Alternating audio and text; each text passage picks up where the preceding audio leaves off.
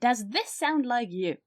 You're able to program, super confident in your artistic skills. Do you like maths? No! And you use Windows? Then this is perfect for you. Let's get you started in RPG Maker. You may ask, what? Why? Who even are you? Who am I? What are you doing in my feed? Are these pencils, horns, or ears? And why are they moving? Silence, Bruno! Question is, why not? Maybe you'll have some fun listening to this little ramble. Give it a try.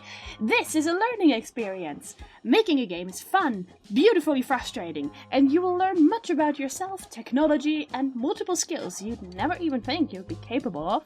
I will put out a series of short tutorials and ramble about interesting things to anyone who is willing to listen. You are willing to listen. So, here is a short introductory ramble on RPG Maker. RPG Maker is a development software made by ASCII, continued by Enterbrain, through which users can create their own JRPG, or Japanese role-playing game. You may have heard of some JRPGs such as Earthbound, Chrono Trigger, Dragon Quest, Pokémon, and Final Fantasy. It gained traction through the 1996 horror game Corpse Party, which won the ASCII Awards, and RPG Maker still grows strong with new releases like Umori. RPG Maker is extremely beginner-friendly and does not require coding, which meant anyone could sit down and make their own little game at the time. And since anyone could, you will find some of the shortest, weirdest, most hilarious and personal RPGs out there. A whole subgenre of RPG Maker horror games, which aren't kind of the horror you would expect, have spawned through RPG Maker, which is a topic for another time, but it's really interesting. Before I go on another tangent, let's just steer back to the JRPGs, eh? You have to make careful distinctions here though. RPG is not RPG. Anything that has the RPG tag in the Steam store, for example, is often a wildly different game than the next thing. And even what is associated with a JRPG today, and what was in the 2000s, has drastically changed. Let's talk about that for a bit. JRPGs are unique in that they are the only genre which includes the country of origin in their naming convention. While that does not mean all JRPGs have to be made in Japan, it alludes to them being crucially different from Western role-playing games like Skyrim, Outer Worlds, Dark Souls, or Red Dead Redemption. You approach a JRPG for a different reason that you sit down and play a Western RPG.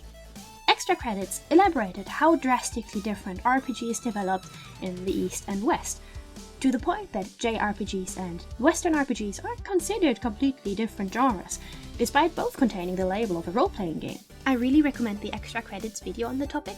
It's 3 short videos and it's very interesting. I'll link it in the description. But to summarize, RPGs developed individually from tabletop games in the West and the East. Western RPGs focus more on the character creation close to the player, the element of fantasy, freedom, and self-expression, self-insertion, while JRPGs focus more on the storytelling from a set character's perspective, coming from the visual novel industry. Extra credits also talk about how modern JRPGs focus mainly on visuals, but I argue that modern JRPGs are also an almost completely separate subgenre than their old counterparts, especially looking at action RPGs. But that is a topic for another video. For now, let's look closer at the old genre RPG Maker was made to replicate. Old JRPGs are often associated with narrative-heavy fantasy settings. The pixel art style, heroic stories following a hero's journey, top-down grid movement, random encounters and grinding for a level up, an overworld map, and turn-based combat. Extra credits point out how, even back then, this style of menu-centric turn-based combat was not as engaging, but delivered on abnegation. In many cases of the later growing community of the RPG Maker horror games, creators were simply leaving the turn-based combat out completely. When not, it was often purposefully left in for narrative purposes. The nature and limitations of the RPG Maker engine made it prone to be used for narrative-heavy and puzzle games. Think escape rooms, puzzle point and click, just with a top-down view and arrow key movement. Then, of course, there's the visual novel aspect of it, although I recommend checking out Rampy if you want to go for making a full visual novel. Though you can certainly try an RPG Maker if you do want to break up the dialogue with exploration and walking. Speaking of walking, The surreal RPG Maker game Yumaniki made waves in 2003. It isn't a game in the way anyone may think of games at first. It has a lot of walking, and mostly walking. Yumaniki, or Dream Diary, is a dream exploration experience in which the player is alone with their thoughts and their surroundings. There's no goal, no quest, and barely any interactables or dialogue. So while RPG Maker is made to emulate JRPGs, doesn't mean you have to make a JRPG in it.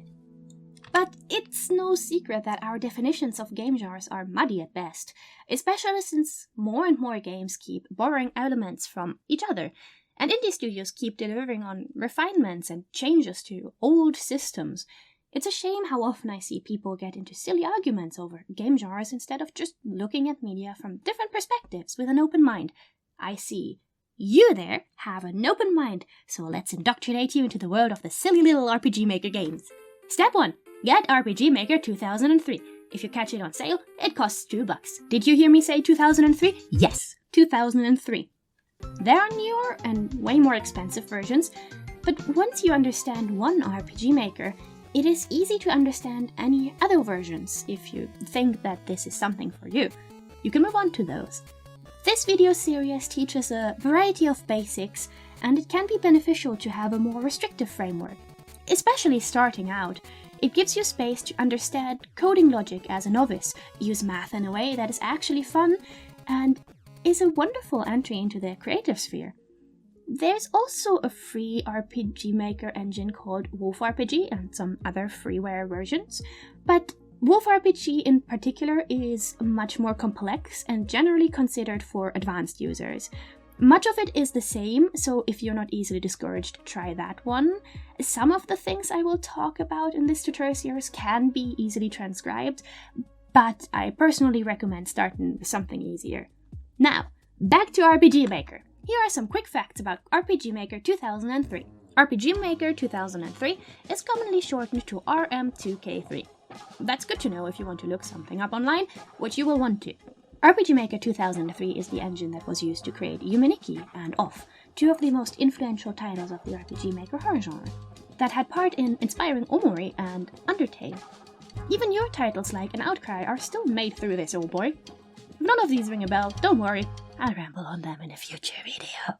And now, to what this all is really about. I also plan to make a tutorial series on RPG Maker, although with a big secret goal. Some videos are supposed to be tiny little tutorials, some are larger rambles about general game making, history, longer video essays made by a complete scatterbrain, or absolute randomness. I promise no such thing as coherency, but be assured it all leads up to a big evil scheme. If any of that sounds interesting to you, stick around!